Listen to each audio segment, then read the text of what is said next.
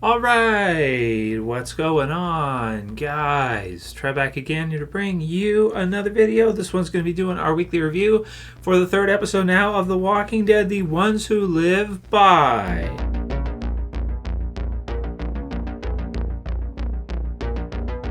Alright, dudes, so the third episode now for The Walking Dead: The Ones Who Live. That puts us at the halfway point of the series, I guess, or at least first season if it does get renewed. Still no news about any renewal for The Walking Dead: The Ones Who Live, which is unfortunate because I think it's really great. Got a lot of potential if they want to do it for a number of years. But if it's just an event series and that's all we see, then maybe they have something else planned for the characters, or we'll see what happens in the finale episode, episode 6. So this episode right here, the third one, I think is probably maybe the weakest of the first three that we've seen. At least maybe the first 30 minutes of it or so. In the back part, it does pick up and does get a lot better. We get to see the return of Jadis continued from what was seen at the end of episode 2, and we get to see Michonne see Jadis in this one, which is kind of cool. And a lot of confusion for Michonne in this episode because she really doesn't know what's happened to Rick or what's going on with Rick, because Rick is sort of like, so what is he doing? He's basically trying to get her away, knowing that he can't get away because Jadis is able to basically blackmail him to keep him there because she knows about Alexandria, the communities, the locations, and so she is threatening Rick to not leave. And reason being for that is kind of like a bit strange, I guess. Originally she is the one who calls in the helicopter to save him. You get more of the continued A and B stuff in this one. Dana Bethune, is that Michonne's fake name? I think so. It's pretty good. I like it. And Jadis just comes across this episode as a huge villain. Now, we did see some of that in World Beyond. So I do like the joke from Rick that she's got a terrible haircut, which is absolutely true. I did get a comment today on Woke Beyond, World Beyond, and someone just said this series is garbage, or was garbage. So I don't know, that was one of the comments I got earlier today on the review from years ago when World Beyond was on.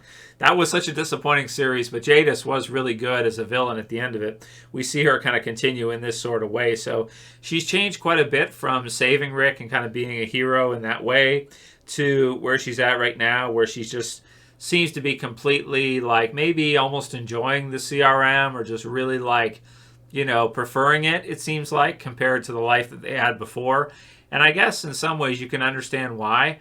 As long as the people who are in the CRM play the game, they're not really in any danger. It's not like being out there in the junkyard where there's walkers around, there's other people, Negan and people like this around.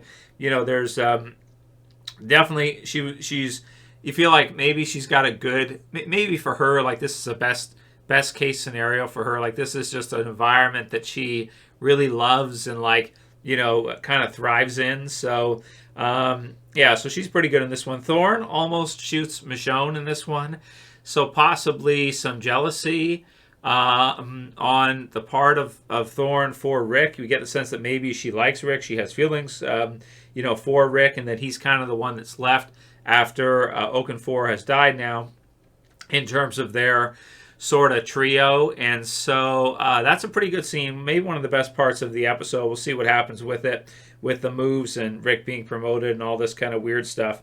So the episode does finish off with kind of a fun scene where they sort of jump out the helicopter. Michonne sort of pushes Rick out the helicopter and jumps out the helicopter with him, because it feels like at this point she's so confused and totally lost control of the situation that she's going to try to do anything she can to take back control of what's happening, because it seems like she doesn't want to leave and escape, even though Rick is kind of telling her she kind of has to.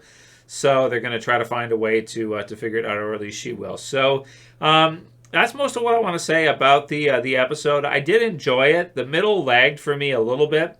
There are some flashback sequences in it of when Rick kind of first got there with Jadis and everything, which I guess at some point was probably necessary to sort of see, just to have it fit into the timeline and have it make sense and everything.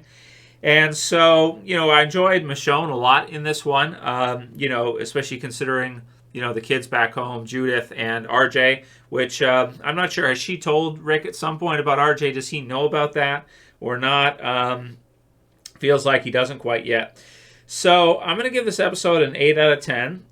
It's an okay episode. Weakest episode for World Beyond, for The Ones Who Live so far. But, it's halfway point. We've got kind of the wrap up to sort of their season finale or maybe series finale, depending on how things go, whether or not they're able to escape. And what will Rick do about Jadis? Will he try to kill Jadis at some point? Will he try to cut her a deal? Will he try to talk her into escaping with them? Just see what, leave your comments below what you guys think is going to happen with Jadis. And, what, is she kind of the overarching bad guy of The Ones Who Live? Kind of feels like she's more of a villain right now than General Beale. And I do like, to compare the CRM to a lot of the other groups we've seen in the Walking Dead universe over the years. The CRM is a really cool group in that it feels extremely militaristic, right? It really feels like a military that's taken over areas and are doing their thing militarily. And it really feels like they're like that's their identity is as a continued military after the zombie apocalypse, began.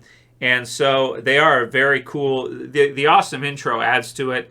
The theme and everything adds to it as well too. It really feels like a memorable and unique group in The Walking Dead. Maybe one of the best groups of villains we've seen. And excited to see for the finale what happens with Thorne, Jadis, and then eventually how Rick and Michonne escape, which a lot of people are predicting they will in the final episode, episode 6. 8 out of 10 for me for this one. A bit of a low score for The Ones Who Live, but that's kind of the way I felt about it. Leave your comments below. Let me know what you guys thought. Thumb the video up before you leave. Share, favorite, subscribe to the bottom. So for this one, see you guys again soon for another. As always, it's Trev saying peace. Later, guys. See you soon.